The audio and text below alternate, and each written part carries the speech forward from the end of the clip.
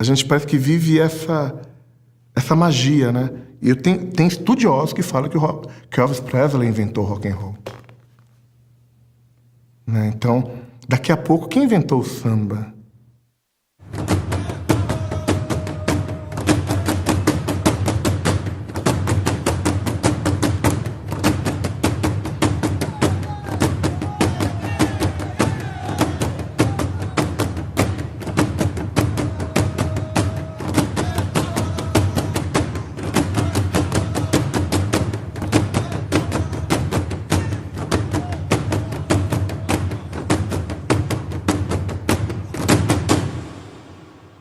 Pra gente é mais difícil, mas a gente vai conseguir. Só não dá pra parar no tempo, temos que continuar, temos que prosseguir.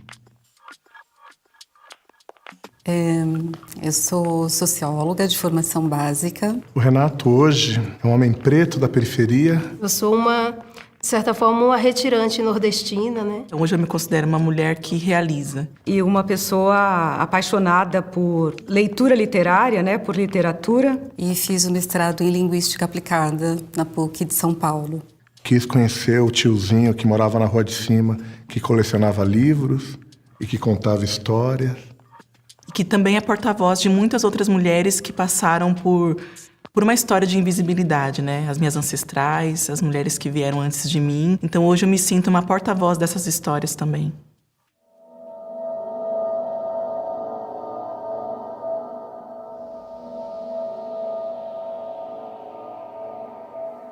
O primeiro livro que eu consegui dialogar mesmo foi Quarto de Despejo, da Carolina Maria de Jesus. É um livro que falava da periferia.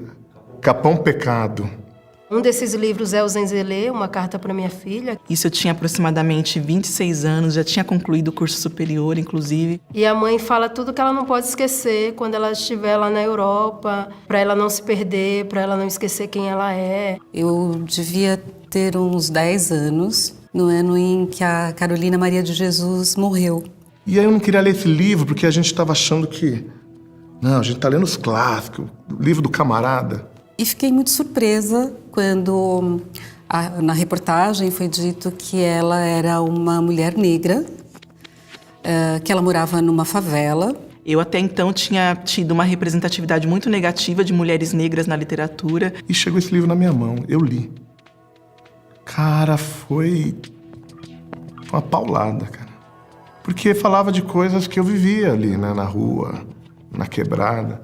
E aí, quando eu tive contato com Carolina, com toda a realidade que ela descreve, eu olhei para o que eu escrevi e falei, bom, é disso que eu tô falando, né? E é esse diálogo que eu quero travar também, né?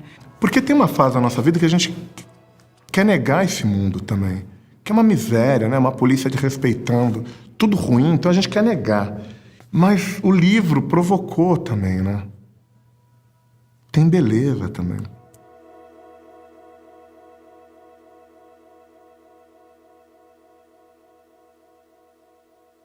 A gente ainda tem uma distância imensa, né, entre as pessoas que tiveram acesso aos livros, à literatura, às bibliotecas, às livrarias desde sempre, né, e aquelas que hoje precisam construir esses caminhos, né? Para que as pessoas leiam, é necessário que haja coisas para ler. Então essa é uma condição necessária, primordial, mas ela não é suficiente. Acesso entendido aqui não apenas como a possibilidade de você chegar, mas o acesso entendido como a construção mesmo de um imaginário que, mesmo estando numa livraria, mesmo estando diante de uma biblioteca pública, pode impedir que a pessoa entre, né? Que a pessoa acesse efetivamente. As políticas precisam se voltar para a produção, a distribuição de materiais e para a formação de mediadores de leitura, com uma formação mais específica para introduzir o sujeito nesse mundo da leitura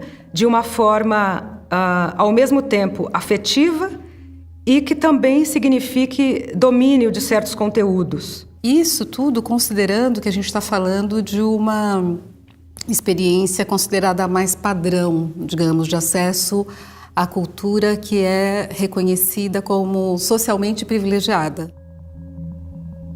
A gente sempre escreveu muito, as mulheres negras sempre escreveram. Se não escreviam por falta do letramento oficial e acadêmico, passavam o seu conhecimento através da oralidade, né? Que também é uma literatura, né? Nós temos muitos casos, muitos relatos de pessoas que se tornaram leitores inspiradas por não leitores.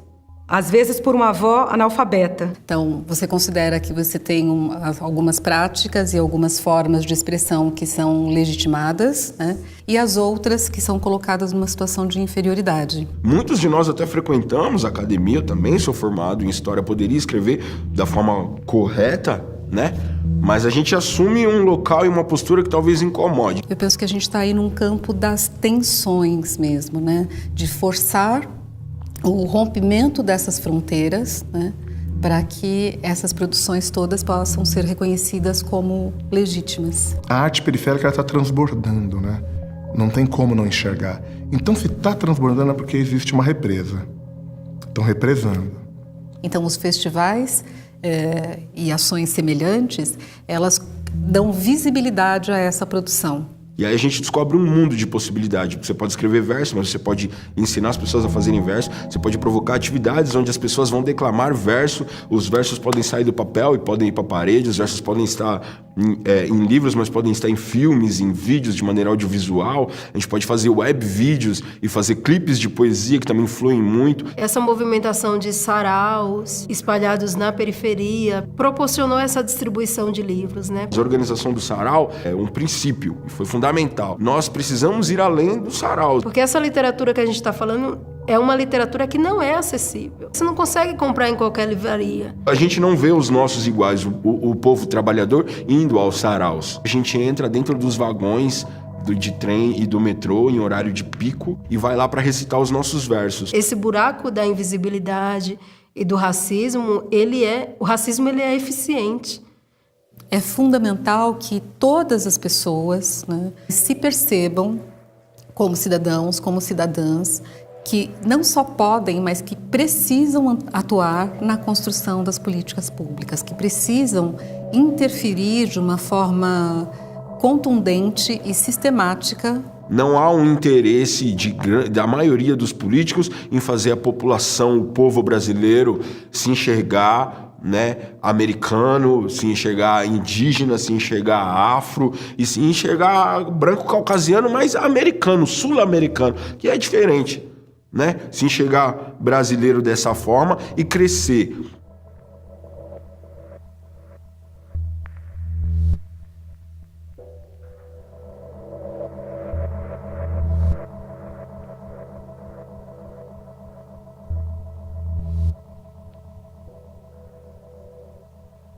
Heloísa Pires Lima lança um livro, Histórias da Preta.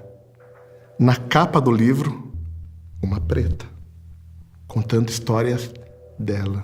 A literatura começa a nos confortar de nos construir como o povo lindo que somos.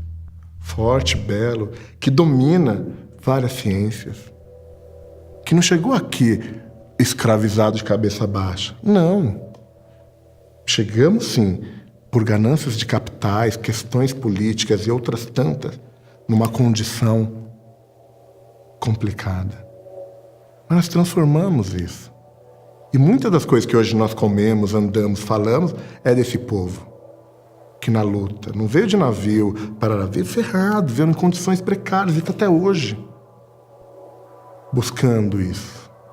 Só que hoje a gente tem o livro como parça. O livro é meu parça. Você vê poetas hoje parecido comigo. Andrew é um. O Andrew parece comigo, fala parecido comigo e é um estupendo poeta. Nós temos a Maria Lúcia da Silva, psicanalista.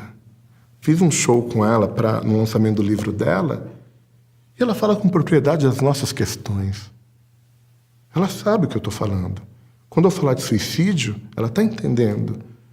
Quando eu falar de racismo, de racismo. Meu. Ela está entendendo.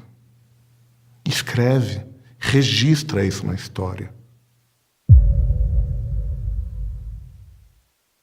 O que é literatura para você em uma palavra? Gente, Só uma. Pode ser uma frase? nossa, mas tem que ser uma palavra mesmo? Literatura é expansão. A literatura para mim é ancestralidade. É que é uma forma de falar a minha existência, o que é estar no mundo. Literatura é existir. Talvez isso. Para ser uma frase curta. Tudo bem?